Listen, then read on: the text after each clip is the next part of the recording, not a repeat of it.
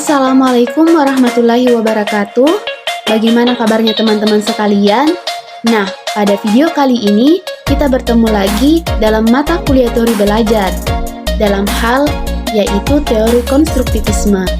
Pada video kali ini disusun oleh kelas pendidikan biologi B, yaitu kelompok 2. Adapun nama-nama dari kelompok 2, yang pertama itu adalah Muhammad Isrul, Nur Nazifa Adi Putri, Zalfariani Narsan, dan juga Witri Ainun Khadijah. Pengertian teori konstruktivisme. Konstruktivisme merupakan sebuah teori yang memberikan keluasan berpikir kepada siswa, dan siswa dituntut untuk bagaimana mempraktikkan teori yang sudah diketahuinya dalam kehidupannya. Pandangan konstruktivisme dilandasi oleh teori Piaget, yaitu mengenai skema, asimilasi, akomodasi, dan equilibration, dan konsep zona of proximal development dari Vygotsky.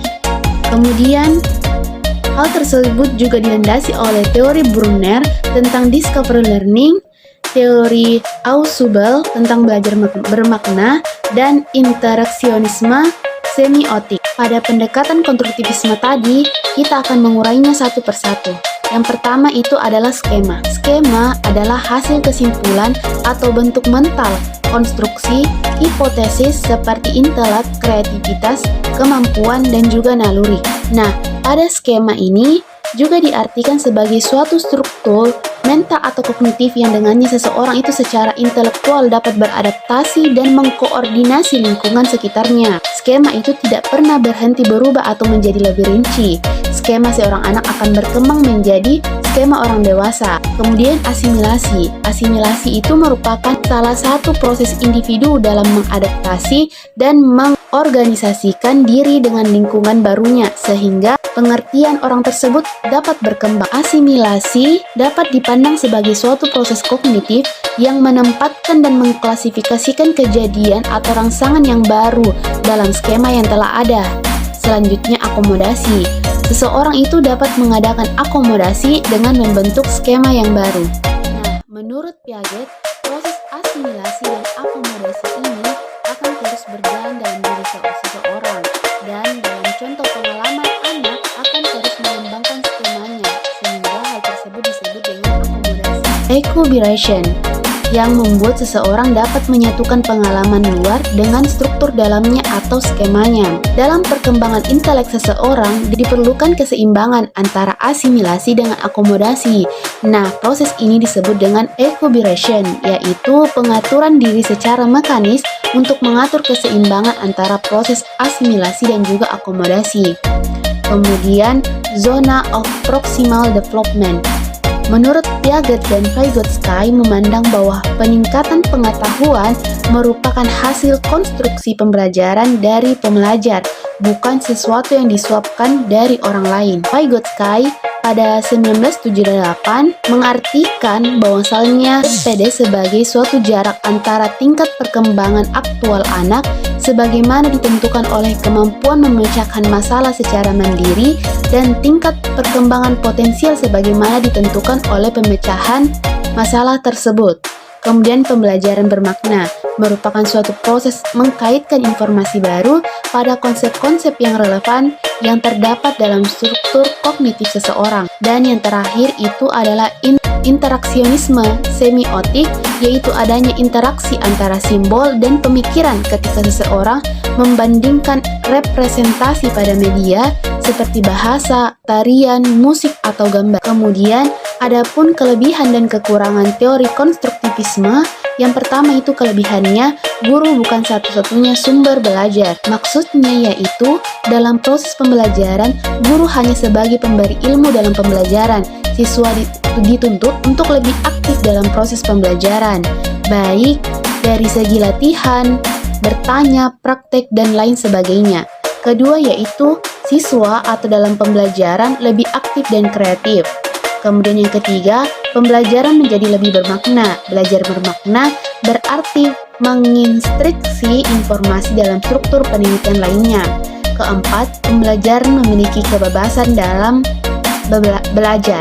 Maksudnya yaitu siswa bebas mengkaitkan ilmu-ilmu yang dia dapatkan baik di lingkungannya yang di sekolah sehingga tercipta konsep yang diharapkan.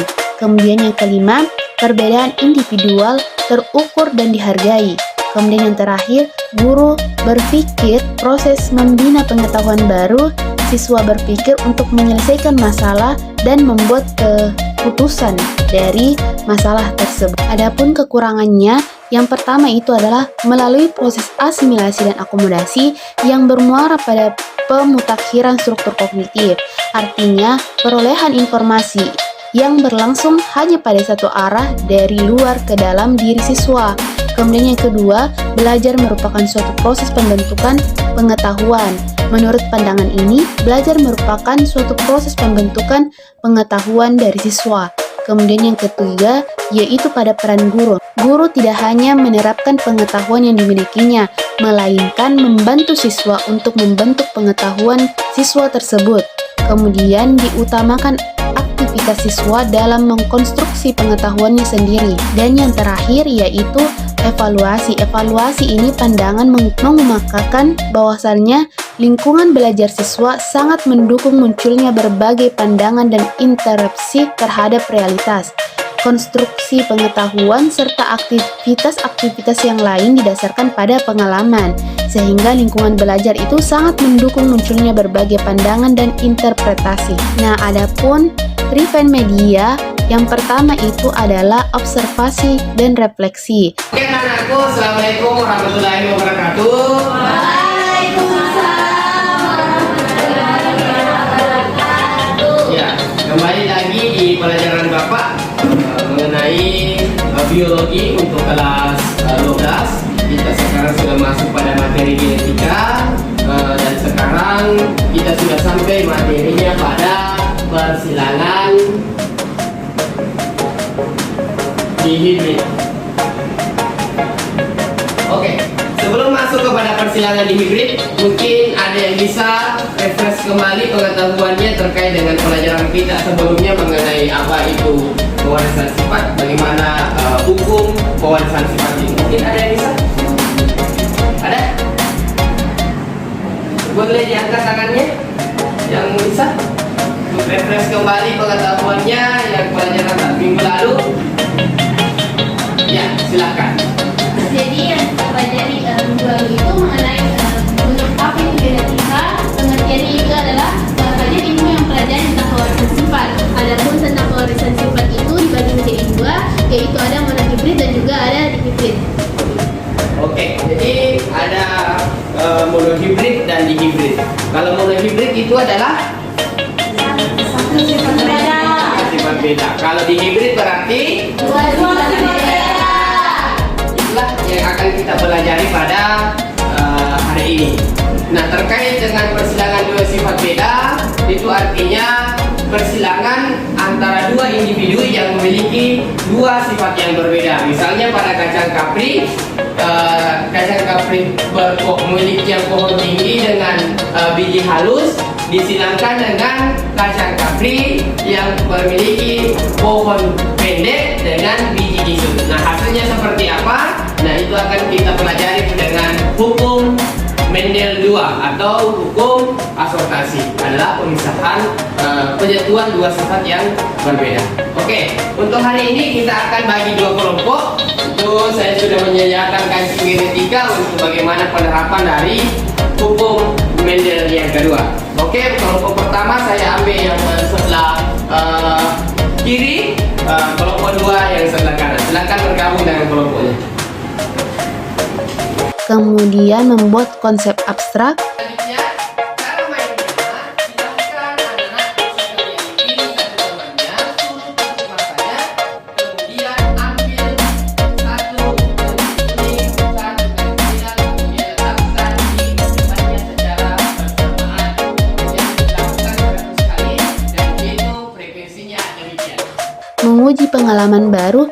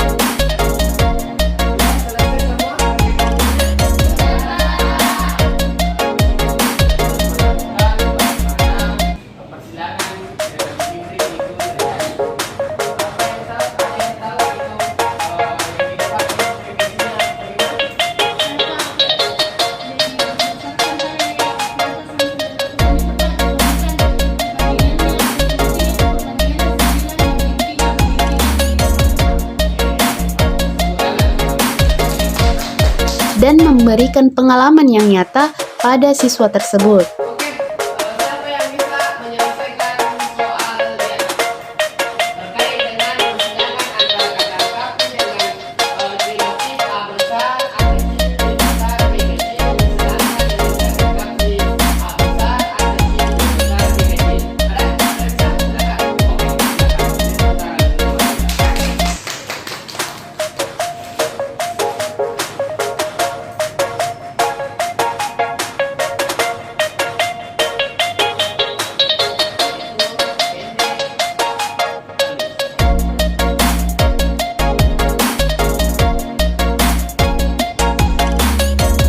banding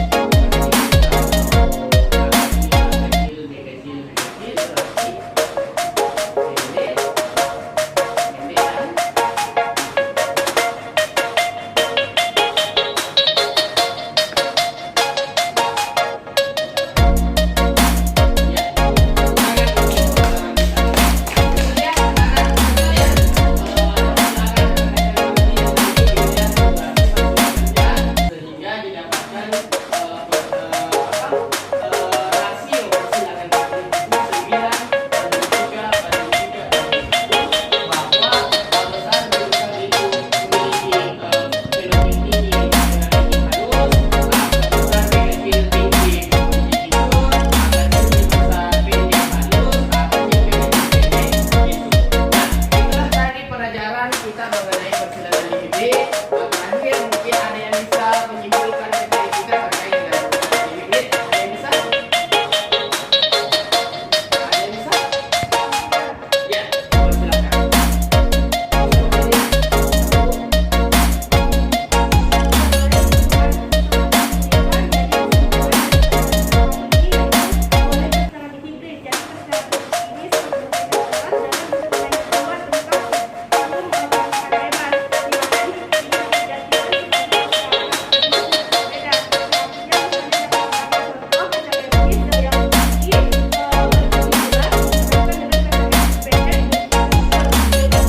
materi etika. Kemudian hari ini hari Selasa, kemudian minggu depan kita sudah belajar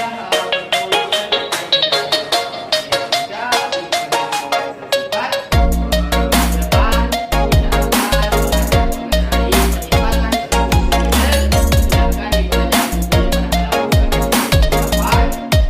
Bila hidayah,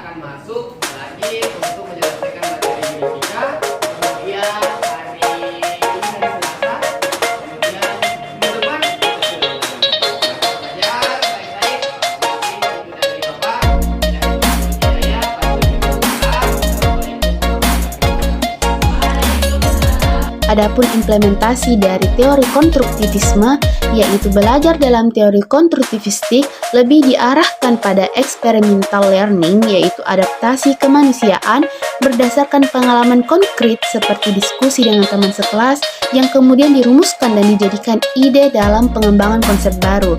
Maka dari itu, kegiatan mendidik dan mengajar tidak terfokus pada pendidik, melainkan pada peserta didik. Hal-hal yang diutamakan dalam pembelajaran konstruktivistik adalah pembelajaran yang bersifat nyata dalam konteks yang relevan, proses pembelajaran dalam konteks pengalaman sosial, pembelajaran dilakukan dalam upaya mengkonstruksi pengalaman. Demikianlah video mengenai teori konstruktivisme. Assalamualaikum warahmatullahi wabarakatuh.